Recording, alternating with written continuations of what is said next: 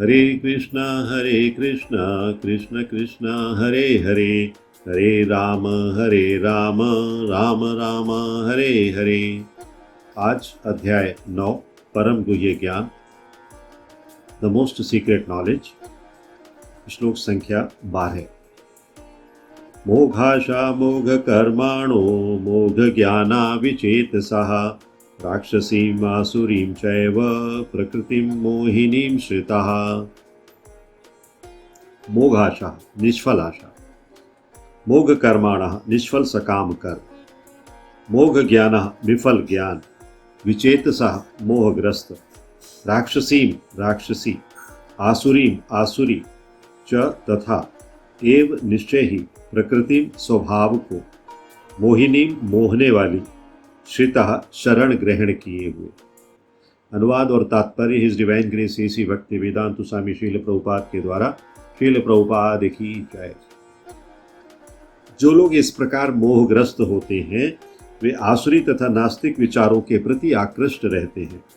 इस मोहग्रस्त अवस्था में उनकी मुक्ति आशा, उनके सकाम कर्म तथा ज्ञान का अनुशीलन सभी विफल हो जाते हैं। तो ये किस तरह के लोगों की बात कर रहे हैं यहाँ पर? जो लोग इस प्रकार मोहग्रस्त होते हैं, ऐसा कहा गया। तो कौन से प्रकार के लोग? ये पिछले श्लोक को हम रेफर करेंगे जब भगवान कहते हैं अवजानन्ति मां मूढ़ा मानुषीं तनुमाश्रितं परम भावम अजानन्तो मम भूत महेश्वरम। जब मैं मनुष्य रूप में अवतरित होता हूँ तो मूर्ख मेरा उपहास करते हैं, वे मुझ परमेश्वर के दिव्य स्वरूप को नहीं जानते। इन लोगों के बारे में बात कर रहे हैं इससे अगले श्लोक में, 12वें श्लोक में। तो ये लोग मोहग्रस्त हैं, कहते हैं विविल्डर्ड हैं, वो उनको ज्ञान नहीं है, इसलिए वे मुझे नहीं जानते हैं। और किस तरफ आकृष्ट होते हैं? वो आसुरी और नास्तिक विचारों के प्रति आकृष्ट होते हैं। आसुरी मतलब क्या है? असुर संबंधी, राक्षसी, दैत्य संबंधी। और इस मोहग्रस्त अवस्था में उनकी मुक्ति की आशा नहीं की जा सकती, वो मुक्त नहीं हो सकते। और सकाम कर्म और ज्ञान का अनुशीलन भी अगर उन्होंने किया होता है ना, कुछ पढ़ा लिखा भी होता है, तो वो भी निष्फल हो जाता है। तो तात्पर्य कोई एक भक्त अपने आप को अनम्यूट करें और पढ़े तात्पर्य। श्रील प्रभुपाद द्वारा तात्पर्य है, ऐसे अनेक भक्त हैं जो अपने को श्री कृष्णामृत तथा भक्ति में रत दिखलाते हैं, किंतु अंतःकरण से वे भगवान कृष्ण के को परम ब्रह्म नहीं मानते हैं। ऐसे लोग को कभी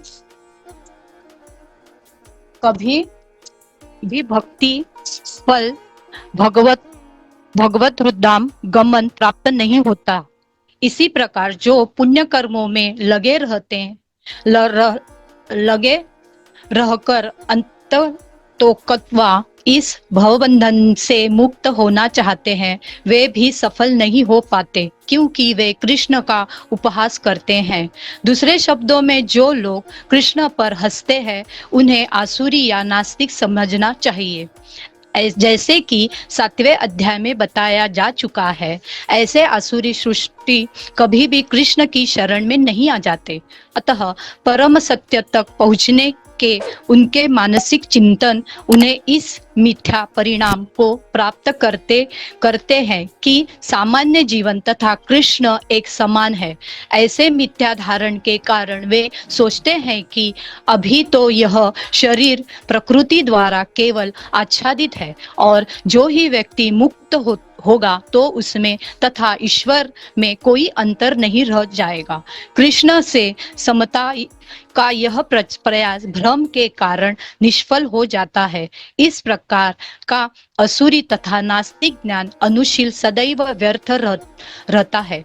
यही इस श्लोक का संकेत है। ऐसे व्यक्तियों के लिए वेदांत सूत्र तथा उपनिषदों जैसे वैदिक वाङ्मय के ज्ञान का अनुशीलन सदा निष्फल होता है। अतः हाँ, हरे कृष्णा प्रभु जी, धन्यवाद। हरे कृष्णा। दृष्टि माता जी, आगे का आप पढ़िए। हरे कृष्ण प्रभु जी। अतः भगवान कृष्ण को सामान्य व्यक्ति मानना घोर अपराध है। जो ऐसा करते हैं वे निश्चित रूप से मोहग्रस्त रहते हैं, क्योंकि वे कृष्ण के शाश्वत रूप को नहीं समझ पाते। बृहद विष्णु स्मृति स्मृति का कथन है, यो वेत्ति भौतिकम देहम कृष्णस्य परमात्मनः स सर्वस्माद् बहिष्कार्य श्रोतस्मार्थ विधानतः मुखम तस्यावलोक्यापि सचेलम स्नानमाचरेत। जो कृष्ण के शरीर को भौतिक मानता है उसे श्रुति तथा स्मृति के समस्त अनुष्ठानों से वंचित कर देना चाहिए। यदि कोई भूल से उसका मुंह देख ले तो उसे तुरंत गंगा स्नान करना चाहिए, जिससे छूत दूर हो सके। लोग कृष्ण की हंसी उड़ाते हैं क्योंकि वे भगवान से ईर्ष्या करते हैं। उनके भाग्य में जन्म जन्मांतर नास्तिक तथा असुर योनियों में रहे आना लिखा है। उनका वास्तविक ज्ञान सदैव के लिए ब्रह्म में रहेगा और धीरे धीरे वे सृष्टि के गहनतम अंधकार में गिरते जाएंगे। थैंक यू माता जी। हरे कृष्ण। यस, तो अभी इस श्लोक को हम समझते हैं। जो तात्पर्य अभी आप लोगों ने पढ़ा, इसके समझने का क्या जरिया है, किस तरह से हम इसे समझ पाएंगे, उस पर हम ध्यान करेंगे। यहाँ ये श्लोक जो है भगवान श्री कृष्ण के दिव्य उपदेश में जो गहन सत्य छिपा हुआ है ना, उसकी खोज करने के विषय में भगवान ने जो कहा है उसमें क्या सत्य है और कैसे उसे हमें खोजना है, ये ही भगवत गीता के पढ़ने का उद्देश्य है। हम इस महत्वपूर्ण श्लोक के माध्यम से आध्यात्मिक भ्रम और सच्चे ज्ञान के बीच के अंतर को समझ पाएंगे। आध्यात्मिक भ्रम क्या है कि हम भक्ति कर रहे हैं, और सच्चा ज्ञान क्या है कि परमेश्वर सिर्फ एक ही है, भगवान श्री कृष्ण। इन दोनों चीजों के बीच में, इन दोनों स्थितियों के बीच में जो अंतर है उसको हमें समझने का प्रयास करना है। तो श्लोक मोघाशा मोघ कर्माणु मोघ ज्ञाना विचेतसा राक्षसीम आसुरीम चैव प्रकृतिम मोहिनीम श्रेता। यहाँ पर इस श्लोक में तीन चीजें मुख्य हैं। क्या है? जो मुख्य शब्द है यहाँ पर मोघाशा, दूसरा है मोघ कर्माणु और तीसरा है मोघ ज्ञान। और मोघ का मतलब क्या है? मोघ का अर्थ होता है संस्कृत में, देखो आप जब वर्ड बाय वर्ड मीनिंग हमने पढ़ा था, आप रेफरेंस में देख सकते हो आपके पास जो भगवत गीता है उसमें, कि मोघ का अर्थ लिखा है निष्फल या विफल या असफल। तो मोघ आशा मतलब असफल आशा, निष्फल आशा। मोघ कर्माणु मतलब निष्फल कर्म, असफल कर्म। मोघ ज्ञान मतलब निष्फल ज्ञान, असफल ज्ञान। ये किस तरह से इसको समझना चाहिए हमें? मोघ आशा, मोघ आशा जब कहा गया है, मोघ आशा मोघ कर्माणु मोघ ज्ञाना और विचेतसा। विचेतसा मतलब मोहग्रस्त हैं, जो इन तीनों चीजों से मोहग्रस्त हैं। क्या? जिसको वायरल भी हो गया है, मलेरिया भी हो गया है, टाइफाइड भी हो गया है। ये तीनों स्टेजेस हैं उसकी। मोघ आशा मतलब विफल आशाएं हैं उसकी, निष्फल आशाएं हैं। जो व्यक्ति भगवान श्री कृष्ण को सर्वोच्च सत्य के रूप में स्वीकार नहीं करते हैं, उनकी मुक्ति की आशाएं व्यर्थ हो जाती हैं। पिछले श्लोक में ये कहा गया ना, अब जानन्ति माम मूढ़ा मानुषीम तनुमाश्रितम, उनके लिए ये मोघाशा शब्द दिया गया है यहाँ पर। तो उनकी मुक्ति नहीं हो सकती है, मुक्ति के बारे में सोचना उनके लिए व्यर्थ है। कौन से व्यक्ति हैं वो? जिनकी आशाएं निष्फल हैं, भगवान कृष्ण को सर्वोच्च सत्य के रूप में स्वीकार नहीं करते हैं, तो क्या आशा होगी उनको सफल? जो भक्त होता है वो कोई भी आशा करता है, भगवान उसे सफल कर देते हैं। लेकिन जो अभक्त होता है उसके लिए कोई भी आशा सफल नहीं होती है। मोघ कर्माणु सेकेंड स्टेज, पहले मलेरिया हो गया फिर वायरल हो गया। मोघ कर्माणु मतलब अभी उसके कर्म भी सकाम कर्म है और वो निष्फल कर्म है। उनकी सभी धार्मिक गतिविधियां और पुण्य कर्म जो हैं ऐसे व्यक्तियों के फलहीन होते हैं, क्योंकि परम सत्य supreme personality of God head से वे अनभिज्ञ हैं, उसके बारे में जानते ही नहीं है। तो कैसे सफल हो जाएंगे कर्म? जब उनके बारे में जानोगे, उनको समर्पण करोगे, उनको सारे कर्म अर्पित करोगे, तो फिर वो कर्म सफल होंगे और उनका जो कर्म बंधन है, कर्म फलों का बंधन है, वो आपको नहीं लगेगा। तो निष्फल कर्म नहीं हो पाएंगे, फिर आपके कैसे होंगे? वो कर्म बिना फल की इच्छा से, मतलब भगवान की कृपा से, भगवान के लिए होंगे वो कर्म। और मोघ ज्ञाना, मोघ ज्ञाना का अर्थ क्या बताया यहाँ पर? विफल ज्ञान या असफल ज्ञान या निष्फल ज्ञान, जिसमें कोई फल नहीं मिलने वाला है।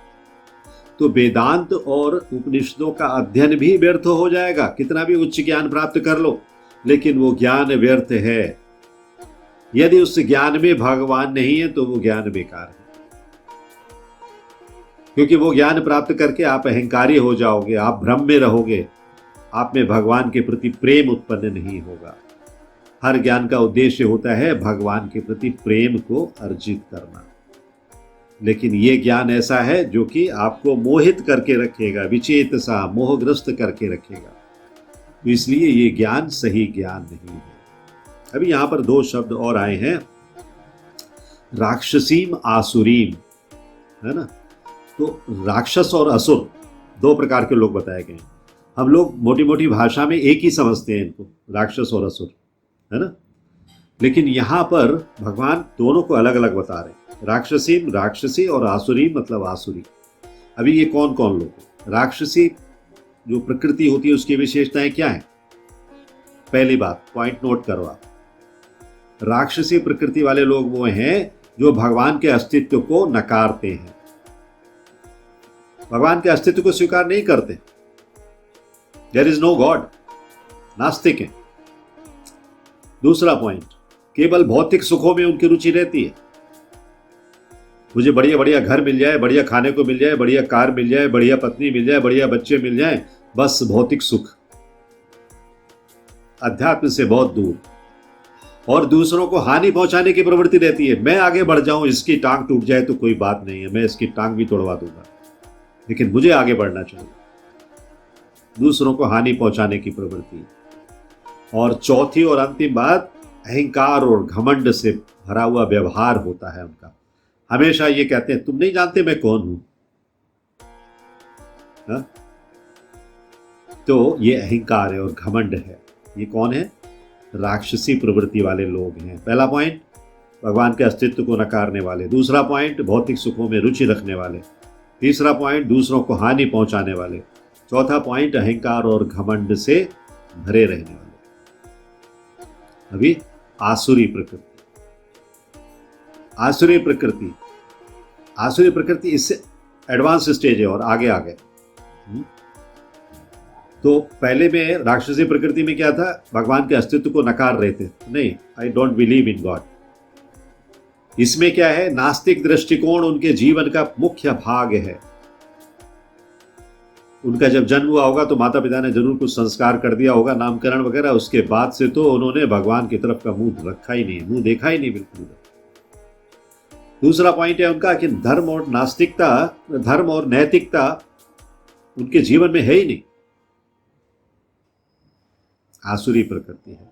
नास्तिक दृष्टिकोण है, धर्म और नैतिकता उनके जीवन में गायब हो चुकी है। और तीसरा पॉइंट, स्वयं को सर्वोच्च मानते हैं। सर्वोच्च का मतलब क्या हो गया? जैसे कि हिरण्यकश्यप मानते थे, मैं भगवान हूं, मेरे अलावा और कोई भगवान नहीं है, मेरी पूजा करो। स्वयं को ही सर्वोच्च मानने वाले। और चौथा और अंतिम पॉइंट इनके लिए भी, आध्यात्मिक मार्गदर्शन को अस्वीकार करते हैं। आप उन्हें सिखाने की कोशिश भी करो ना तो अस्वीकार कर देंगे, नहीं नहीं तुम्हारी जरूरत नहीं है, मैं अभी बूढ़ा नहीं हुआ हूं कि मैं ये सब धर्म की बातें सीखूं, तुम जाओ फिर कभी आना जब मैं बूढ़ा हो जाऊंगा। तो ऐसे होते हैं राक्षसी और आसुरी प्रकृति के लोग, जिनका वर्णन यहां पर भगवान कर रहे हैं। राक्षसीम आसुरीम चैव। अभी ये जो तीनों प्रकार के लोग हैं, ये दोनों प्रकार के जो लोग हैं ना, राक्षसीम आसुरीम, और वो क्यों है? क्योंकि मोघाशा, मोघ कर्माणु, मोघ ज्ञाना उनके अंदर है। इसलिए उनकी जो अवस्थाएं हैं, उनकी जो स्टेजेज हैं, वो तीन प्रकार की हैं। कौन सी स्टेजेज हैं उनकी? यहां पर जो कहा गया है ना, इस मोहग्रस्त अवस्था में उनकी मुक्ति आशा, उनके सकाम कर्म तथा ज्ञान का अनुशीलन सभी निष्फल हो जाते हैं। उन्हीं के लिए कहा गया मोघ आशा, मोघ कर्माणा, मोघ ज्ञाना। तो ये जो तीन अवस्थाएं हैं कैसे भंग होती हैं मैं बताता हूं आपके लिए। कि मोघ आशा जब कहा गया, निष्फल हो गई आशा, तो मुक्ति और आध्यात्मिक उन्नति की सभी आशाएं उनकी निष्फल हो जाती हैं। क्यों? क्योंकि वे व्यक्ति परम सत्य से विमुख हो चुके हैं, परम सत्य के प्रति आकर्षित नहीं हुए हैं, परम सत्य के प्रति उनका कोई लगाव नहीं है, कोई आकर्षण नहीं है, कोई हित चिंतन नहीं है। तो उनकी मुक्ति की आशा कैसे की जा सकती है? ये भ्रम की पहली अवस्था है। दूसरी अवस्था, मोघ कर्माणु को कर्म का विफल होना। कर्म लिखा गया निष्फल सकाम कर्म, एक तो सकाम कर्म है और उसमें भी वो विफल होने वाला है।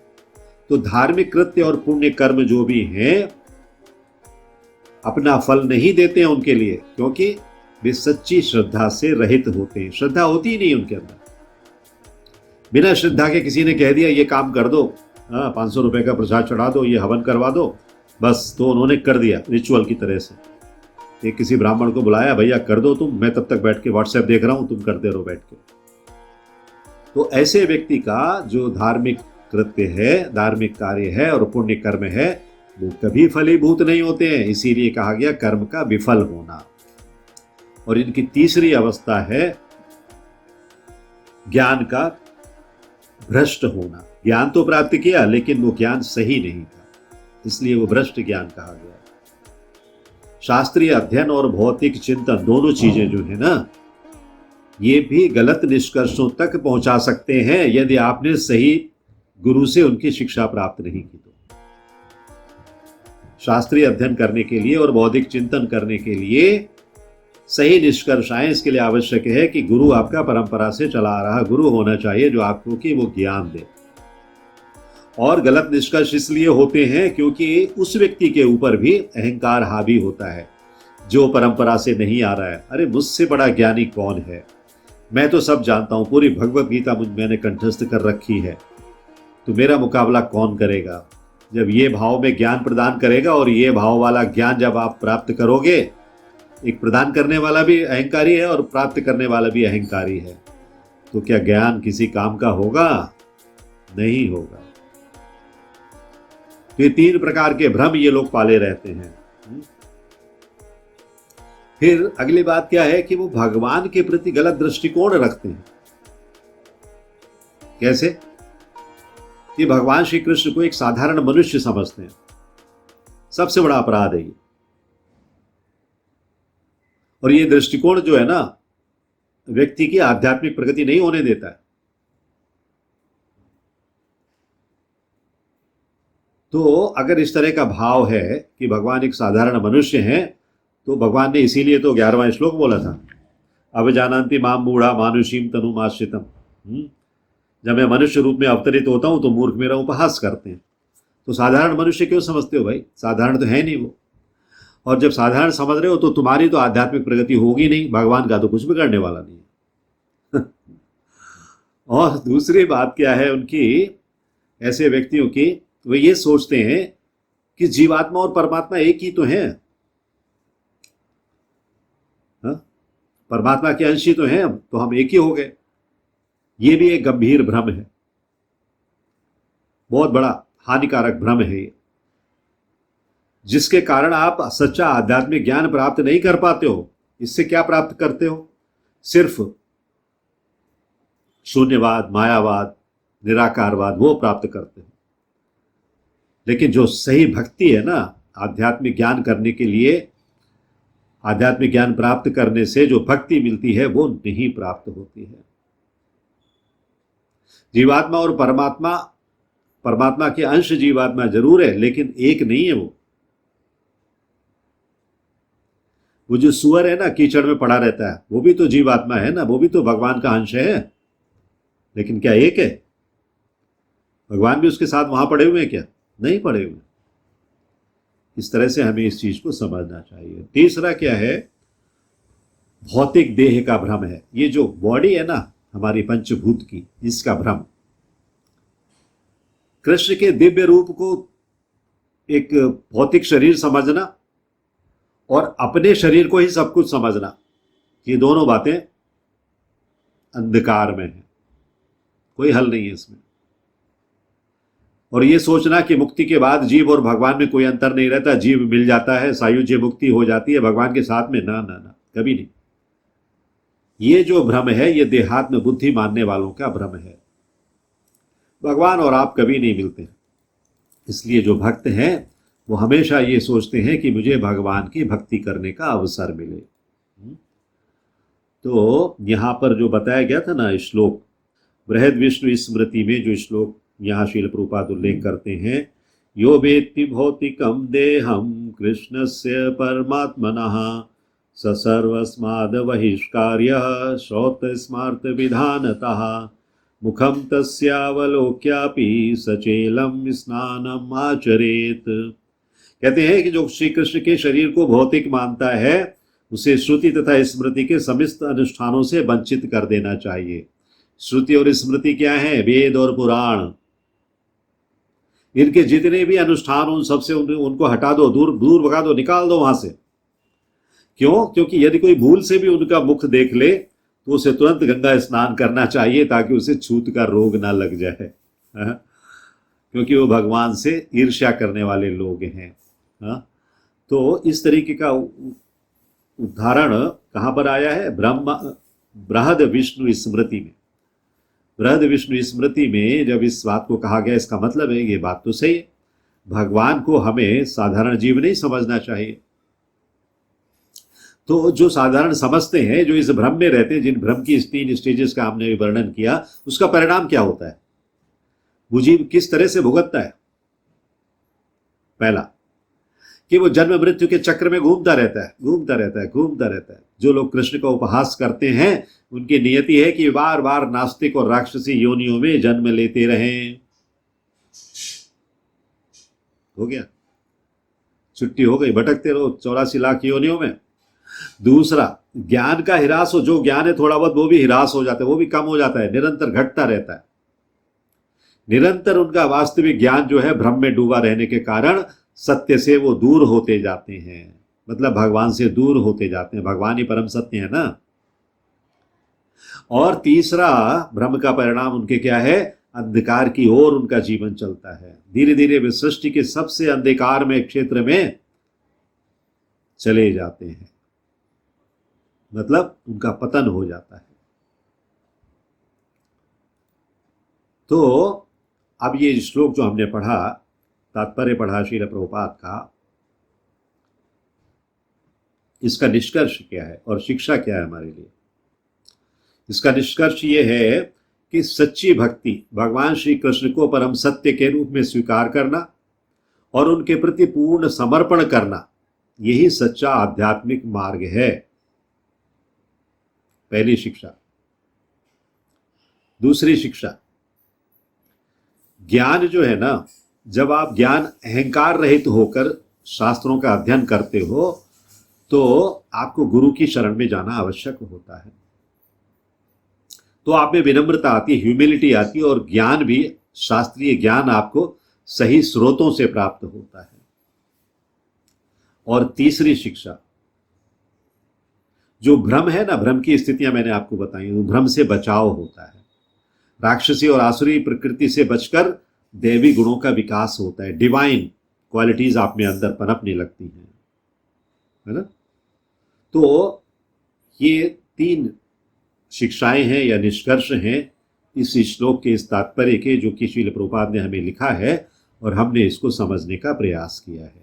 हरे कृष्ण कृष्ण कृष्ण हरे हरे, हरे राम राम राम हरे हरे, हरे कृष्ण।